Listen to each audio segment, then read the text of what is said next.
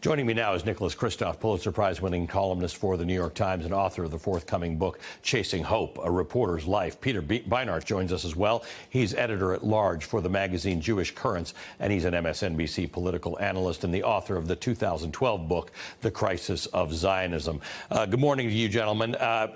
Nick, I want to just ask you a little bit more about a very thoughtful column that I quoted a little bit from that you wrote about.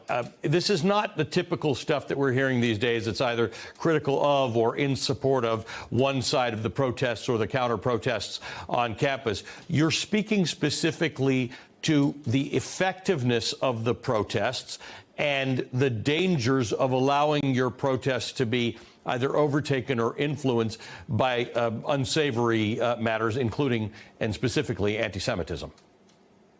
That's right. I mean, look, I agree with the aim of the protesters and that I'm deeply critical of the Israeli prosecution of the war in Gaza and President Biden's support for it. I admire student protest. I think that's an impulse to make a better world, to get engaged with suffering abroad. But at the end of the day, the metric that matters is, are you actually helping Gazans?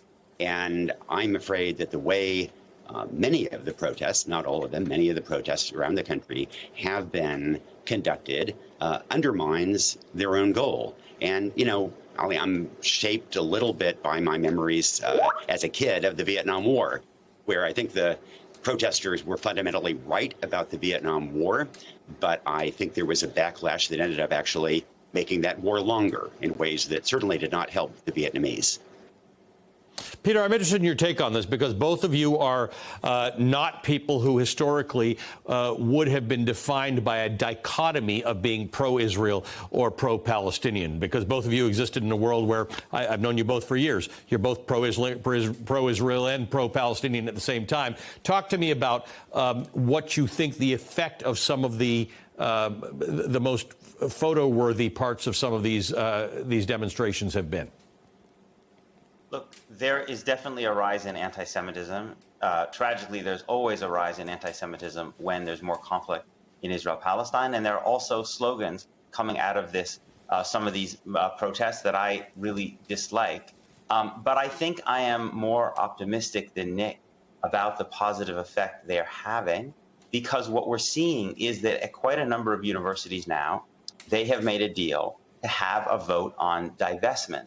And what that means is that in the fall, we are going to be having a public debate that we have not really had in this country before about university complicity in Israel's oppression of Palestinians, just as we're also starting to have a debate about conditioning U.S. military aid, which also was not something we were doing before these protest movements. So while I agree that there are parts of the slogans and some of the rhetoric I don't like, and I agree that there are people sometimes around these movements who may even cross the line into anti-Semitism, which is terrible, I actually think that they're moving the debate in a way that's important. Let's talk about how that could happen, Nick, and I don't know if you agree with Peter on that. If you don't, I'd like to hear about that. But is there a way that these protests can pivot so that when you compare it to the experience of the Vietnam protests, it doesn't end up pushing public opinion in the wrong direction, but in fact does do what Peter is describing, bringing things into the debate that deserve to be in the debate? I think it's possible that there would be that pivot. I think I'm, you know, I would like to believe that, as Peter says, there will be this debate in the fall about the underlying issues of the American relationship with Israel. But, you know, right now we're not talking about the World Food Program warning that there is full-blown famine in Gaza. We're not talking about the impending, perhaps, invasion of Rafah. We're talking about what's happening on American campuses and anti-Semitism. And I do think that there is that element of distraction from, you know, the real crisis there. I think I'm a little more skeptical about the how divestment would help. And I think a lot depends there on the mechanism of divestment and what companies are you divesting from. But you know, I'm in Oregon right now. Portland State protesters were demanding cutting all relations with Boeing because, of course, Boeing makes fighter planes that Israel uses. And then it turned out that P.S. Portland State does not have any Boeing stock, and the only relationship is that Boeing funds scholarships for needy PSU students. And, you know, does that help if that relationship is cut? So I'm generally, I would like to believe that there will be that, that fuller debate, and maybe there will be, and that, to that extent it would help. But I'm not so optimistic. Peter, let's talk about this. There was for a long time this BDS movement that did talk about curtailing investment in Israeli companies, and it was an economic protest movement. It was an entirely nonviolent movement, and the opposition to that movement was not only fierce, but it was the beginnings of the allegation that criticism of Israeli policy, Israeli government policy by Americans and by American students was anti-Semitic. And I remember having this debate with people years ago to say, this is an economic protest. They're basically saying don't buy the stuff if you don't want to buy the stuff, or if you don't think you're supporting it. Why are we shutting that discussion down? What's the line between the objection to BDS and what we're seeing today? Well, I think one way this may go is that people may not actually craft these divestment proposals purely vis-a-vis Israel. They may find ways of crafting them, and some of the students have done this, to talk about companies that are involved in military acts that involve military human rights abuses that don't specifically single Israel out, but actually include Israel, along with other countries. There are aspects of the BDS movement that I would not support, but I do think that it is important, especially in the wake of this horrifying act of armed resistance against civilians that we saw on October 7th by Hamas, to recognize that Palestinians as a people under oppression are going to resist oppression, and that it's important that we give people avenues for ethical and particularly nonviolent protest. And if you shut those down, you shut down efforts at the International Criminal Court and the International Court of Justice and the UN, and you shut down efforts at boycotting,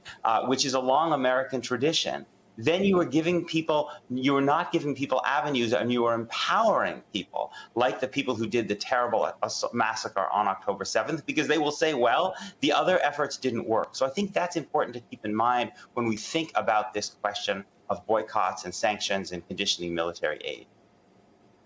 Nick, I want to warn our viewers that I'm going to put up a photo that you published as part of your column. It's a difficult photo to see, but you wrote about a photo that was taken by your friend who is a surgeon at a hospital in northern Gaza. I'm going to quote from you. You say, Dr. Samatar was preparing to go into the operating room one day when a woman called him over and asked him to photograph her young son, Karam, in his bed in the ICU. Sam went over and only then realized that the boy was dead. Every time staff wanted to cover him fully with a blanket, she would flip it back and say no, Sam told me. And she would start talking to him, asking him where he went. Here's a better look at the photo. Tell me why this was important to you, what it clarified to you about the war, and why you chose to make a photo so central to your column. I've just been frustrated by the lack of efficacy of my writing about Gaza, and in general, the writing about Gaza as a whole. Look, more than 14,000 children are believed to have been killed in Gaza. The United Nations says that a child is killed or injured there every 10 minutes. But that's a number, and I think it's easier for us to tune that out. And at the end of the day, I wanted to remind people of the stakes of this as it goes on. And the stakes are little kids like that, families like that, a mom mourning her child. You multiply the grief in that photo by 14,000, and you begin to understand the devastation in Gaza and our complicity in it. Gentlemen, I appreciate the nuance and complexity that you both outlined in this conversation this morning, because the things that are going on over there and in this country do require a great deal of complex thinking. So thank you to both of you. Nick Kristof is a Pulitzer Prize-winning columnist for The New York Times. Peter Beinart is the editor-at-large of Jewish Currents and an MSNBC political analyst, and the author of the book, The Crisis of Zionism.